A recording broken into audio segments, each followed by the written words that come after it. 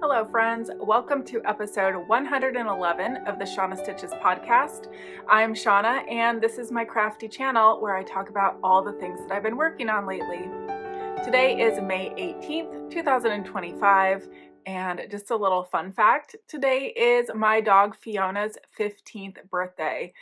She's doing quite good for her age and she's enjoying a lot of extra treats today. So I will put a picture of her in as her current age and also as a puppy because she was pretty darn cute. You can find links to everywhere you can find me right down below. That includes Ravelry, as well as there will be links to all the Ravelry project pages that I talk about. Instagram, what else is there? Goodreads, my email address, and an Ask Me Anything form. If for some reason I talk about something and you cannot find the information or just have more questions, please feel free to leave me a comment down below or send me a DM. I'm happy to answer any questions that I can. Just a quick moment to say thank you to all the new subscribers. I can't believe how many new subscribers I had since the last episode.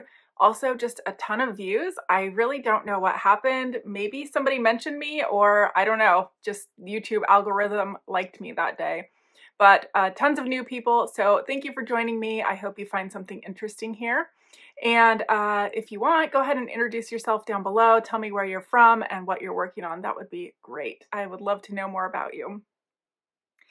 Today, I am wearing the No Frills sweater. This is a pattern by PetiteKnit, and I knit this out of a 2020 Stress Knits yarn advent calendar.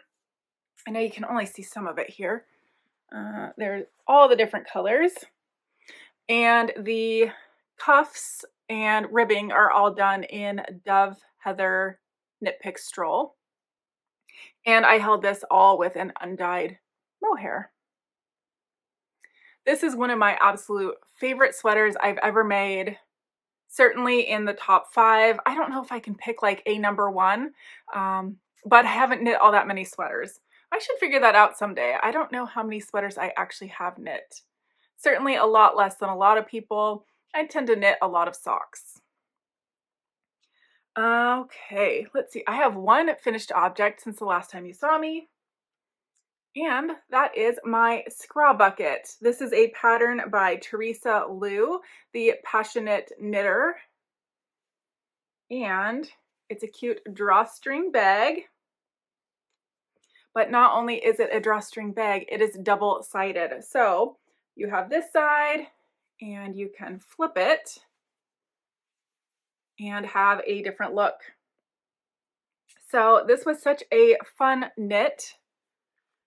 You knit it very much like a Musselburgh hat. So when it is undone, it looks just like a big tube. The difference is that you have these drawstring channels, which are knit seamlessly. It was very interesting and easy construction. I started at this end, and you'll notice this looks different than the entire rest of the project. I started using a bunch of opal mini scraps and also just a little bit of leftovers from Cozy Memories blanket squares that I've done. And for this first bit, I picked 2 opal leftovers and didn't realize that they looked a whole lot similar.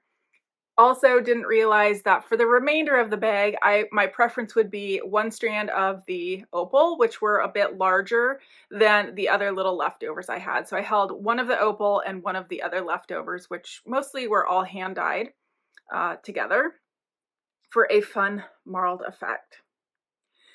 So needless to say, this side of the bag is my favorite, but I do love some of the colors of this side. So either way is fine.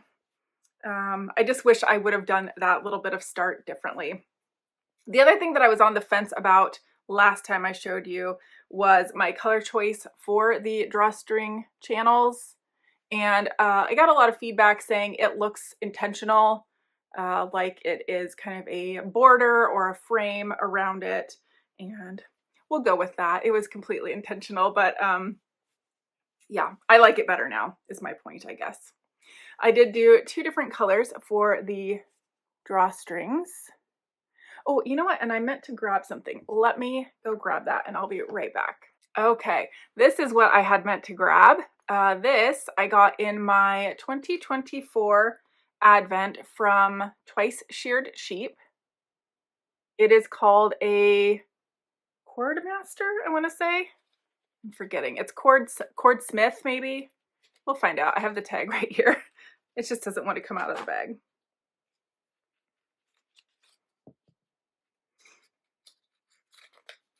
Oh, no, I'm completely wrong. Cord Quill. And I'll try and hold this up. Maybe you can scan it if you're interested. But there's also a website right there too. So if you go to Twice Sheared Sheep, which is a mouthful, they have videos on how to use this, which I definitely had to watch, and I had to watch a few times. So I made all of my I-cords using this, and it was so much faster than knitting I-cord. I was a little worried about tension, but if you look at that, it's nice and stretchy, and it's loose enough, but also tight enough. It's just great. I still would be hesitant on using this for a I-cord bind off, only because I guess I would just have to practice. I'm not quite sure how you would do a bind off, but I know people have done it. But the next time Stephen West wants me to cast on like a billion I-cord stitches to start a shawl, this is definitely happening. I was able to hold both of the fingering weight strands together and use this through the loops. And one trick that they talk about on the videos is to make sure that your tension on the yarn as you are looping it through is loose. And I will say that definitely helped. But regardless, the first probably 5 stitches are just a little bit rough to get going. After that, it's a breeze, and I really, really enjoyed using that for the I-cord.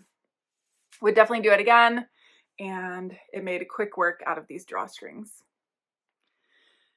What else to say about this? I don't know. I used somewhere, I can't remember the exact number, 210 to 220 grams of fingering weight yarn. It's all held double, and I did do the larger size in the pattern. I do think this pattern would be very adjustable. You could make it slightly bigger, slightly smaller. There is a small size in the pattern as well. And yeah, I think it's going to make a fun little project bag. Let's see, I haven't tried putting anything in it. Let me put one of my projects I'm going to talk about in it that I didn't grab the bag for. So there it has something in it, and you can see still lots of room. So this is a hat project with 2 skeins and a partial hat. So I think it works pretty well. I know one of the things that Theresia had talked about is that it should stay open and you can work out of it, which it does seem like it will stand up on its own. It's not super rigid, but obviously knitted fabric wouldn't be. And I did block this, so I think that helped it look just a little bit better. For the majority of this, I did do magic knots that I put just a little bit of fray check on, and I don't even notice it. So very happy with that.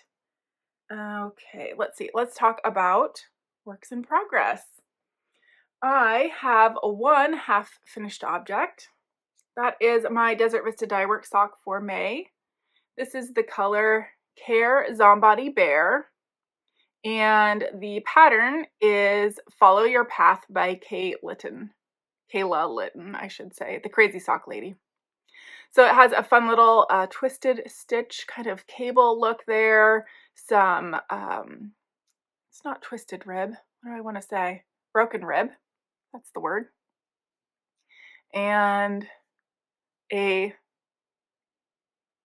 Eye of Partridge heel. Wow, I forgot that there for a minute. But I really like the way these look. I do have the second sock going. And I am, I think, 8 repeats away from finishing the foot and then just a toe. So is that 32 rows and a toe? Something like that. I did do 80 rounds for the leg, which is my pretty standard normal length leg that I like. 20 round 2x2 cuff. A 42 row or 21 repeat, slip stitch repeat heel flap. And then I do 96 rounds for the foot usually, but I always do measure just to make sure. Here is what the yarn looks like in the cake. Again, this is by Vista Dyeworks. So let's take a minute to talk about Vista Dyeworks for a minute. Nothing about the yarn or the dyer specifically, just the knit along. This is my 3rd year participating in the Vista Dyeworks knit along, and my 29th month, I believe. And I think this might be my last month doing the knit along. I tend to really like to stick to things that I commit to, and that would mean finishing out the 3rd year. But I am just finding myself not enjoying the knit along as much as I have in the past. So I've been trying to think about it, like, is this just kind of a fleeting thought? I'm just being drawn elsewhere, or is this something that I really want to stop doing? And I don't know that I have a complete answer yet, but I did post something on Instagram a few days ago and got some good feedback that I should knit whatever brings me joy. And to be frank, at this moment, socks are not bringing me joy. I don't know why my sock mojo is just gone, but I think it has a lot to do with me wanting to work on the old whips that I have. That's really a focus I want. And there's some new things I want to cast on too. And the restraint of being able to only cast on the 1st of the month or later and get a pair finished within the month, although that should be doable. I used to have my pairs done within like the first, usually 8 days of the month.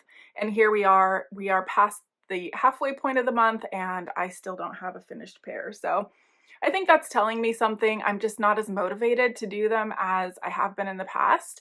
And that's okay, because I'm giving myself permission to do exactly what my friend suggested, which is to knit what brings me joy, because this is my hobby and something that I truly do enjoy. So if socks are not it at the moment, that's okay.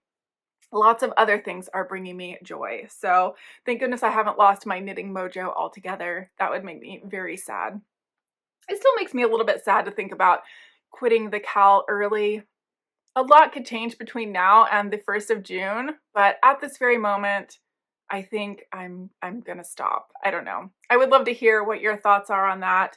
Do you stick to a commitment that you made pretty much just to yourself?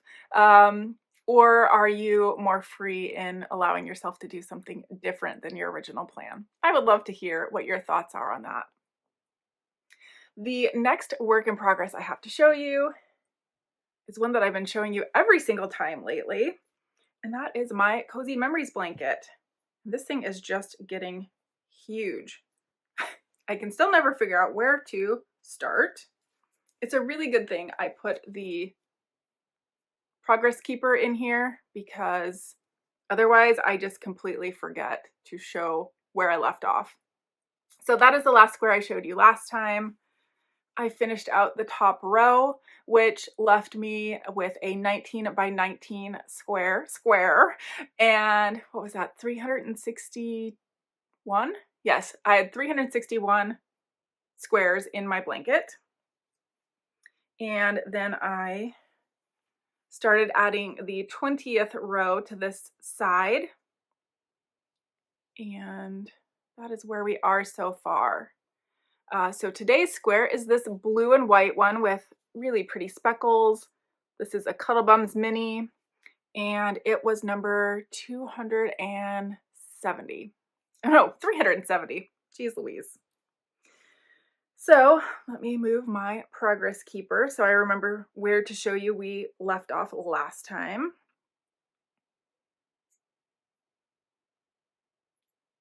There we are. We have it on number 270.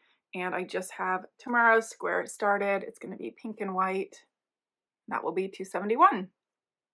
So still really enjoying this project so much. I'm very happy that my Cuddlebums seem to be getting here with less problems. And that means that I will have lots of yarn to continue to keep putting in here, because I'm getting the Cuddlebums mini a day for the entire year, which is very awesome for this project, because they're little 5-gram minis, and each square in my blanket takes about 3 grams. I just finished my March minis, and here's what I have left. So I took all of the little bits, usually about 2 grams left over from the original 5, and put them into a somewhat of a rainbow order and magic knotted them and caked them up.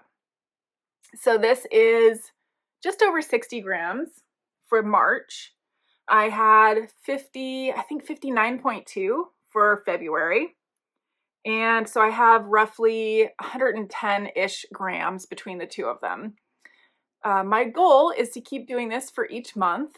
And as I get just a little bit more yarn, I would love to start a DK weight sweater, but with 2 strands of fingering held together, one being this and one being an undyed, for a really pretty multi-rainbow sweater. I just think that will be so awesome.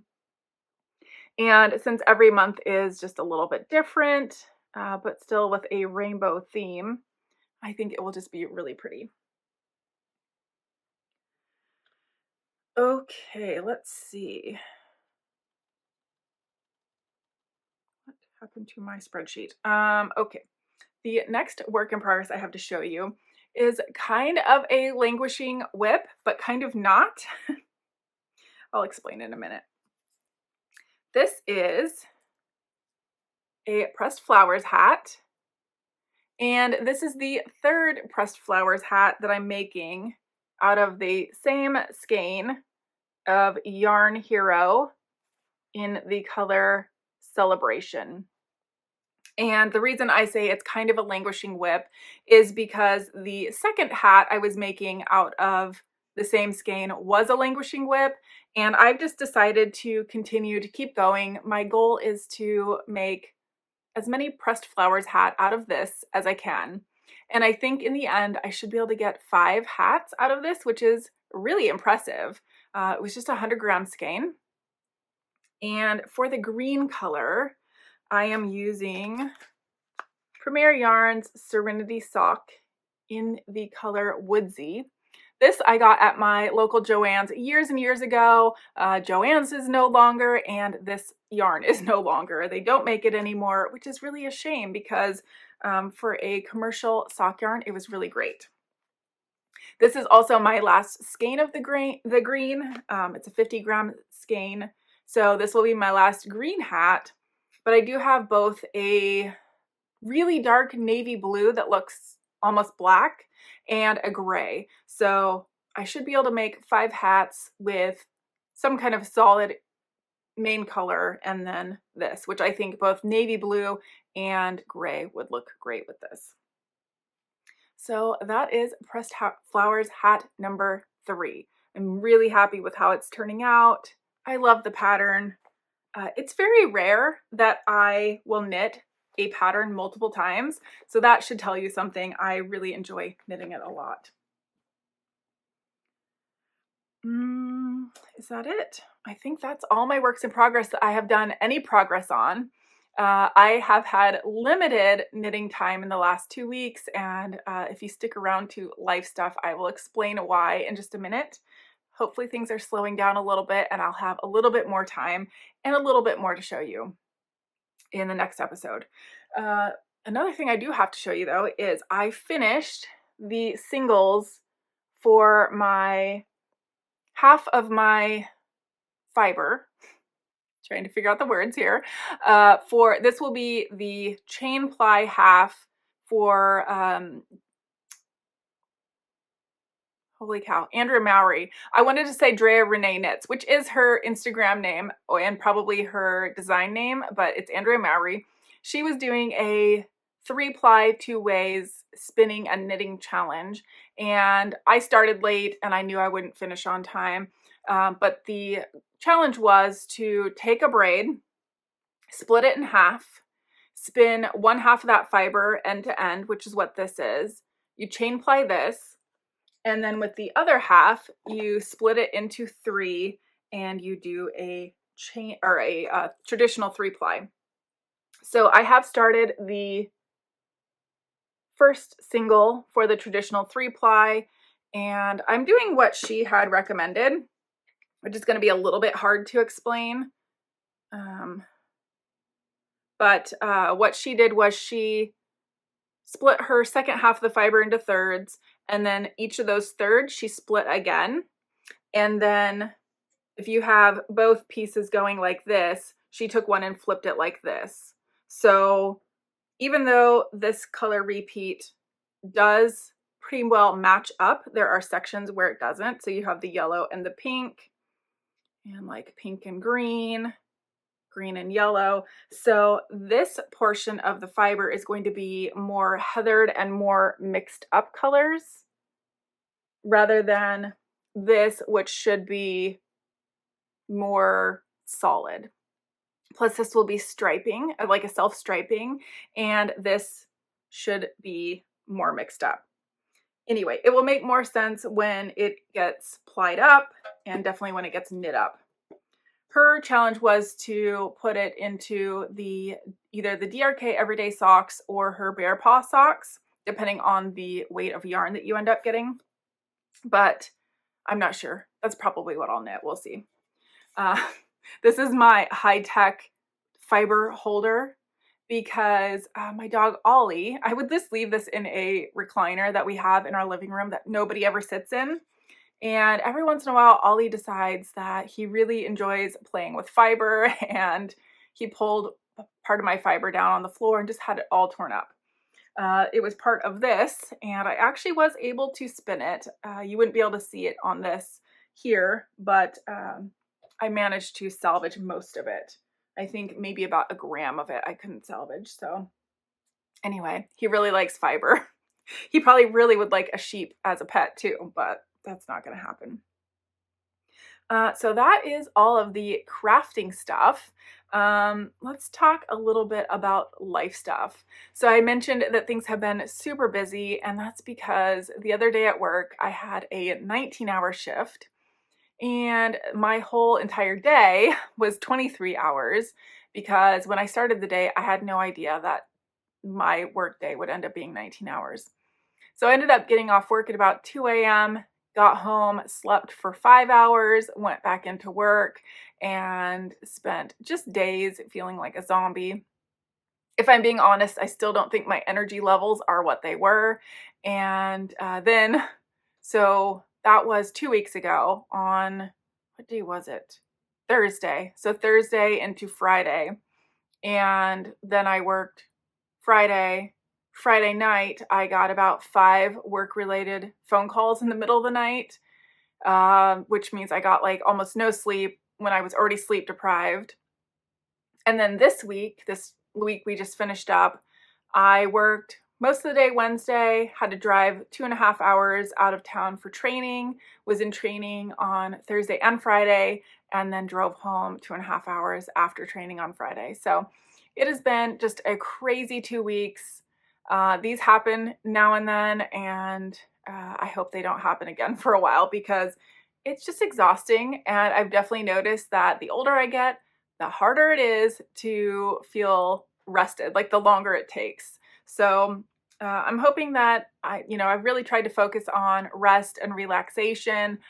Lots of knitting, of course, because I love that, but really just trying to take it easy, get a little bit more sleep, which is not my strong suit. But I'm trying. Other than that, I mentioned that it's Fiona's 15th birthday today, and it's kind of fun to actually know your dog's real birthday.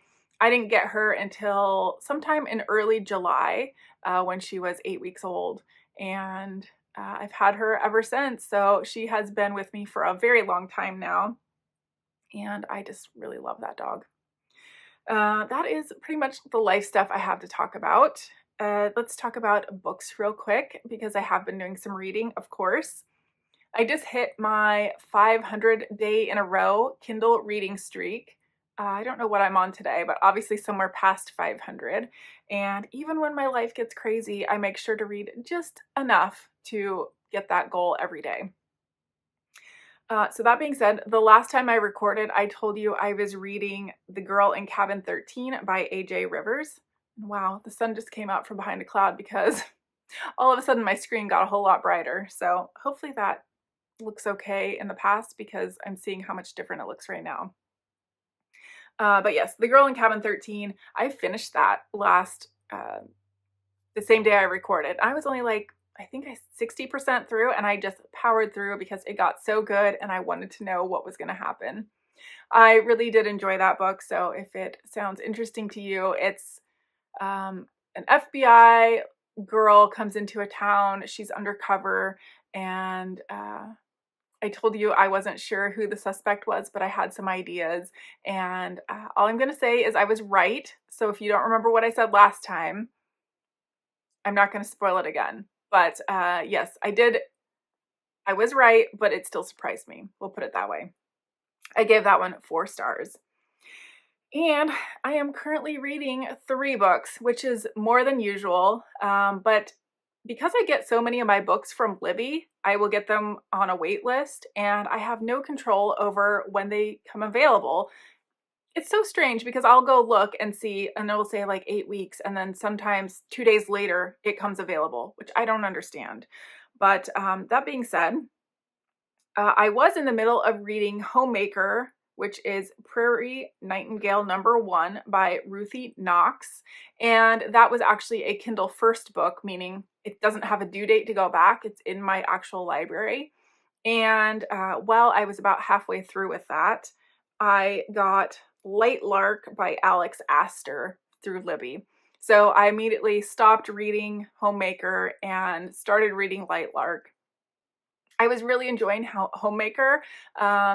It's about this homemaker. She has 2 kids, she's divorced, and she actually has business cards that say Homemaker, but she also considers herself to be kind of a unofficial sleuth.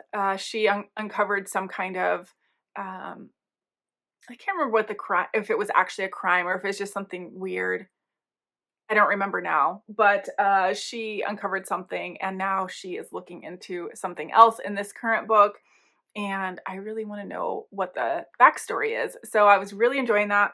But Light Lark came available. This one was recommended to me by a friend who really enjoys fantasy type novels, which I'll be honest, are not normally my favorite.